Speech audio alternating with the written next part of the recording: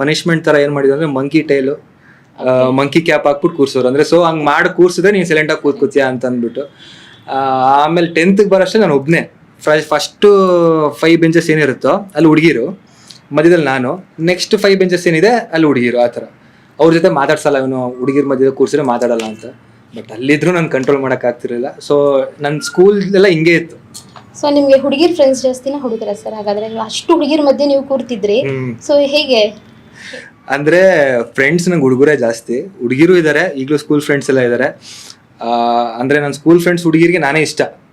ಅಂದರೆ ನಾನು ಎಷ್ಟೇ ಗಲಾಟೆ ಮಾಡಿದ್ರು ಅಲ್ಲ, ಕೃಷ್ಣನ ಕಾನ್ಸೆಪ್ಟಲ್ಲ, ಜಸ್ಟ್ ಅದೊಂಥರ ಕ್ಲಾಸಲ್ಲಿ ನಾನು ಒಂಥರ ಏನೋ ಒಂಥರ ಸೌಂಡ್ ಮಾಡೋ ಒಂಥರ. ಅಂದರೆ ಟಾಪರ್ ಅಂತ ಅನ್ಸ್ಕೊಂಡಿರಲಿಲ್ಲ, ಚೆನ್ನಾಗಿ ಓದ್ಬಿಟ್ಟು ಲೋಫರ್ ಅನ್ಸ್ಕೊಂಡ್ರು ಒಂಥರ ನೇಮ್ ಮಾಡಿದ್ದೆ ಆ ಥರ. ಅಂದರೆ ಇಡೀ ಸ್ಕೂಲಲ್ಲೇ ನನ್ನ ಹೆಸರು. ಯಾವ್ದಾದ್ರು ಇನ್ಸಿಡೆಂಟ್ ಆಗಿದೆಯಾ? ಯಾವ್ದಾದ್ರು ಹುಡುಗಿನ ತುಂಬಾ ಕಾಡಿಸಿ ಅವ್ರ ಅಪ್ಪ ಅಮ್ಮನಿಗೆ ಹೋಗಿ ಕಂಪ್ಲೇಂಟ್ ಮಾಡಿ ಅಂತದ್ದು ಯಾವ್ದಾದ್ರು ಒಂದು ಇನ್ಸಿಡೆಂಟ್ ಹಂಚ್ಕೋಬೋದಾ?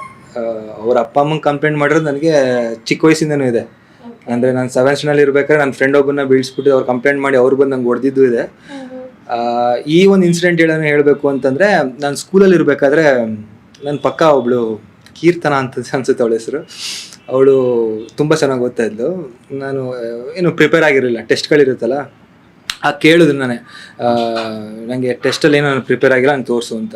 ಅವಳು ಆನ್ ಫೇಸ್ ನಾನು ತೋರಿಸಲ್ಲ, ನನ್ನಂತೂ ಕೇಳಬೇಡ ಅಂತ ಹೇಳ್ಬಿಟ್ಲು. ನನಗದು ಹೆವಿ ಬೇಜಾರಾಗೋಯ್ತು. ಇನ್ನು ನೆಕ್ಸ್ಟ್ ಪೀರಿಯಡ್ ಇದಿತ್ತು, ಏನದು ಟೆಸ್ಟ್ ಇತ್ತು, ಅದೆಲ್ಲ ಓದ್ಕೋತಾ ಇದ್ರು. ಅವಳು ಆ ಬುಕ್ಕಲ್ಲಿ ಎಲ್ಲ ಇಂಕ್ ಪೆನಲ್ಲಿ ಬರ್ದಿದ್ದು.